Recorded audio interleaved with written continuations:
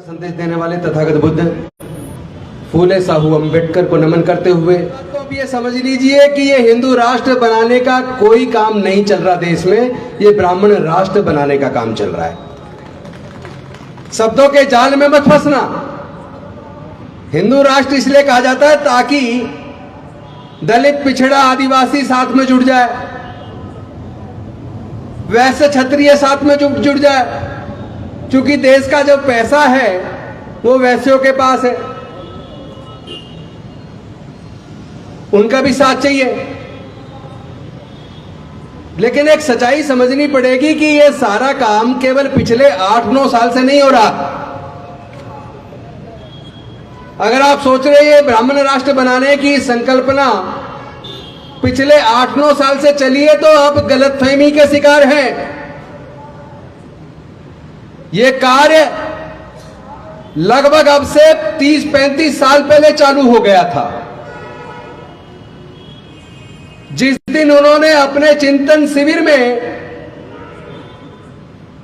इस बात पे चिंतन किया कि जो लोग हजारों साल तक पढ़ाई लिखाई से वंचित रहे, मानवता के जीवन से वंचित रहे, स्वाभिमान के जीवन से वंचित रहे, जब से डॉक्टर बाबा साहब अम्बेडकर जी ने पढ़ने का अधिकार दिया, रिजर्वेशन से नौकरी में आने का अवसर दिया, वोट का अधिकार दिया,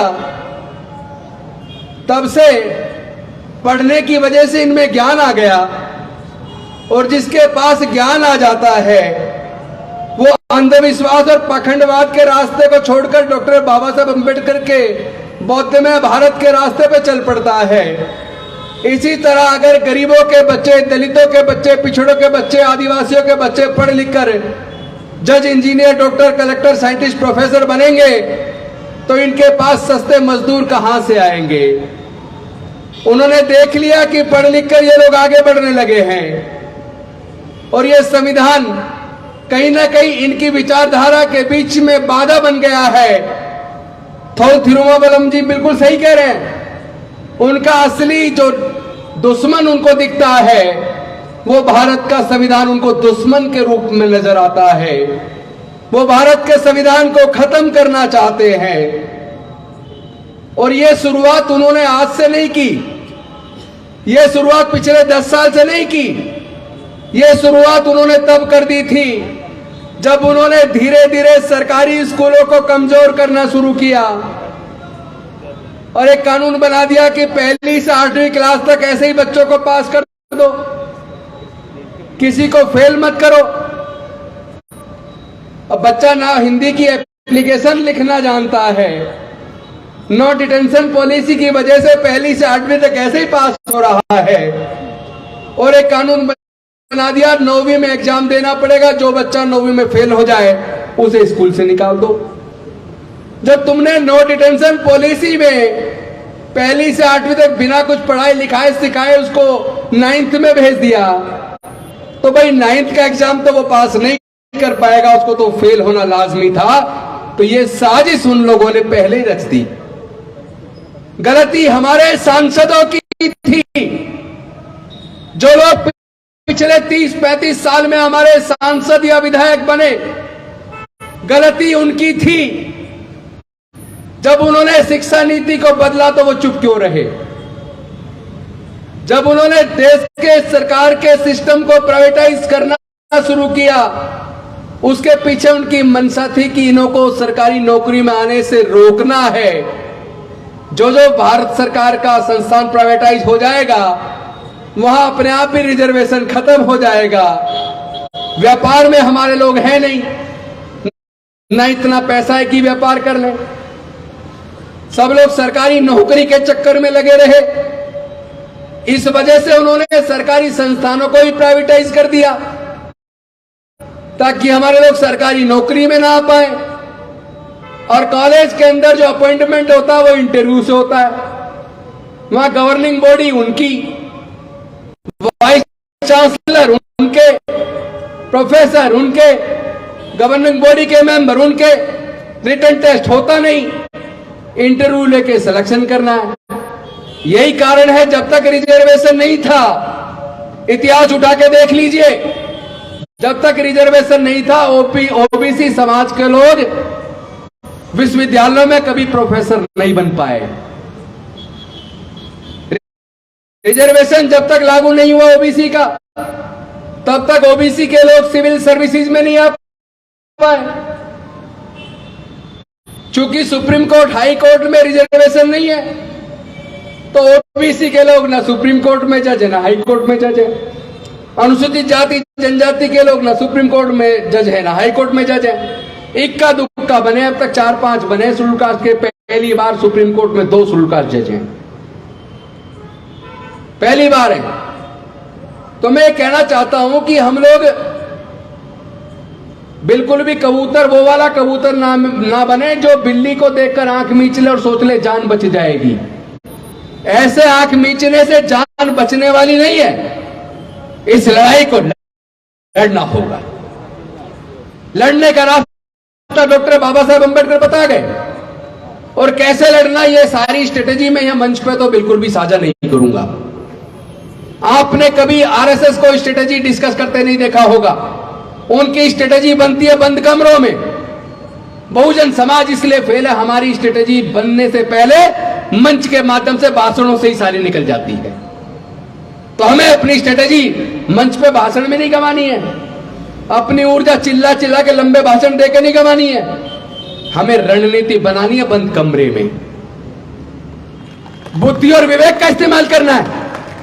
मैं देख रहा हूं आजकल कुछ हमारे नौजवान जगह जगह युवाओं को उत्साहित करते हैं, भाषण देते हैं, कहते हैं गोली का जवाब गोली से देंगे, लाठी का जवाब लाठी से देंगे। अरे भाई, तुम्हारे पास गोली है कहां?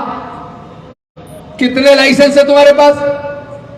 ना तुम्हारे पास शिक्षण संस्थान है, ना तुम्हारे उद्योग धंधे हैं, तुम्हारे पास है क्या? लड़ोगे कैसे? और ये लड़ाई लाठी गोली की है भी नहीं, ये लड़ाई विचारधारा की है। विचारधारा की लड़ाई डॉक्टर बाबा साहब अम्बेडकर के रास्ते पे चलते हुए बुद्धि और विवेक से लड़ी जाएगी, काबिलियत से लड़ी जाएगी, दिमाग से लड़ी जाएगी। भावनाओं में बह के लड़ाई को जीता नहीं जा सकता। आप देखिए, प्रोफेसर साहब हमारे डॉक्टर इलियास जी का बेटा जेल में है। अरे वो विद्वान है, जेएनयू से पढ़ा है। न्याय की बात करोगे, शब्दों का हेरफेर करके जेल में डाल दोगे। मैं ये कहना चाहता हूं, जेल में जाने की तैयारी सब लोग कर लो। हम देखना चाहते हैं इनकी जेलों में कितनी जगह है। इनकी जेलें भर जाएंगी और इनके घरों में भी हमें बंद करेंगे तो भी जगह कम पड़ जाएगी। ये न्याय की लड़ाई है, ये समता, स्वतंत्रता, बंधुता और न्याय की लड़ाई है। इस लड़ाई को तो हम लड़ेंगे, क्योंकि हमें दोबारा गुलामी स्वीकार नहीं है। हम जानते हैं जो कुछ हमें मिला है वो हमारी अपनी मेहनत से नहीं मिला। इसके लिए डॉक्टर बाबा साहब अंबेडकर ने अपने 4-4 बच्चे गवा दिए, माता रमाबाई को गवा दिया। क्या डॉक्टर बाबा साहब अंबेडकर की कुर्बानी बेकार चली जानी चाहिए? मुझे शर्म आती है। जातिगत जनगणना का मुद्दा तो उठ रहा है। 300 से ज्यादा सांसद एससी, एसटी, ओबीसी के हैं। अरे लानत है तुम्हारे ऊपर, तुम्हारी सांसदी पर। अरे आज अगर सारे एससी, एसटी, ओबीसी के सांसद संसद में खड़े होकर कह दे या तो जातिगत जनगणना करो वरना हम आज ही रिजाइन करते हैं, यह सरकार कल ही धड़ाम से गिर जाएगी। किस बात के सांसद हो, किस बात के मंत्री हो? अरे सोच के देखो, डॉक्टर बाबा साहब अंबेडकर ने क्या दिया? 1 मैन 1 वोट, 1 वोट 1 वैल्यू। लेकिन तुमने तो शराब की बोतल में, 1000-2000 रुपए में, 10-5 किलो अनाज में अपने उसी वोट को उन नेताओं के हाथों बेच दिया जिन्होंने पूंजीपतियों के पैसे से आपकी वोट को खरीदा, और खरीदने के बाद उन्हीं पूंजीपतियों के हाथ में अपने पूरे देश को बेच दिया, आपके बच्चों के भविष्य को बेच दिया। एक बात मेरी याद रखना, ऑन रिकॉर्ड मैं चाहता हूं ये सबके पास जानी चाहिए, जो पार्टी जितना ज्यादा पैसा चुनाव के ऊपर खर्च करती है उतनी ही ज्यादा करप्ट पार्टी है, उतनी ज्यादा देशद्रोही पार्टी है। वही देश को बेच रहे हैं जो चुनाव पर ज्यादा पैसा खर्च करते हैं। जितनी जल्दी सच को जान लोगे उतना ही अच्छा होगा। मैं कहना चाहता हूं स्वामी प्रसाद मौर्य जी से, तिरुमावलमन जी से, अब हमारी लड़ाई दिमाग से लड़ने का समय आ गया है। भावना से या भावना भड़का के लड़ेंगे तो जीत नहीं पाएंगे। और अलग अलग पार्टी जो सोच रही है कि हम इनके साथ नहीं लड़ेंगे, तो समझ लेना किसी उसी पार्टी को आप सत्ता सौंपने जा रहे हो। जबकि सच्चाई एक और है। 30 सालों में पिछले जिन जिन पार्टियों की केंद्र में सरकारें रही हैं, मैं ऑन रिकॉर्ड कहना चाहता हूं, यह ब्राह्मण राष्ट्र बनाने की शुरुआत उन्होंने की थी। क्या जनता ने कहा था मिड डे मील बांटो? क्या जनता ने कहा था, स्टूडेंट ने कहा था, पेरेंट्स ने कहा था नो डिटेंशन पॉलिसी लागू करो? ये सब हुआ क्यों? एक्चुअली वो नहीं चाहते कि आपके बच्चे पढ़े, क्योंकि जो पढ़ जाएगा वो पाखंडवाद अंधविश्वास से दूर हो जाएगा, वो बुद्धि और विवेक का इस्तेमाल करेगा, वो सरकारों से सवाल पूछेगा, और इन्हें सवाल पूछना पसंद नहीं है। वो चाहते ही नहीं आप पढ़े लिखे बनो, वो चाहते ही नहीं कि आप सवाल करो। इसीलिए उन्होंने केवल स्कूली शिक्षा को बर्बाद नहीं किया, उन्होंने ऐसी रणनीति की कि पिछले 15 से 20 सालों में 1 लाख से ज्यादा सरकारी स्कूल बंद हो गए। ऑन रिकॉर्ड भारत सरकार के आंकड़े, पिछले केवल 4-5 सालों के अंदर 60,000 सरकारी स्कूल बंद हो गए। ये सरकारी आंकड़े मेरे अपने नहीं है, और ये भी सरकारी आंकड़े पिछले 15 से 20 सालों में 1 लाख से ज्यादा सरकारी स्कूल बंद हो गए। मैं एक बात और पूछना चाहता हूं, आज जिनके बच्चे आईआईएम कर रहे हैं, वो जानते हैं आईआईएम के 2 साल की कोर्स को करने के लिए केवल फीस के रूप में 40 लाख से ज्यादा रुपया चाहिए। क्या अनुसूचित जाति, जनजाति, पिछड़े वर्ग और माइनॉरिटी के लोग, 99% लोग, क्या 40 लाख से ज्यादा खर्च करके अपने बच्चों को आईआईएम करा सकते हैं क्या? ऑन रिकॉर्ड चेक कर लो। Bangalore law school, Pune law school, Mumbai law school, national law university, यानी बीएलएलबी 5 साल का कोर्स कराने के लिए कम से कम 15 लाख रुपया चाहिए। आईआईटी या इंजीनियरिंग कराने के लिए 1 साल की फीस और 4 साल का कोर्स मल्टीप्लाई करके हॉस्टल का खर्चा, खाने का खर्चा जोड़ के देख लो।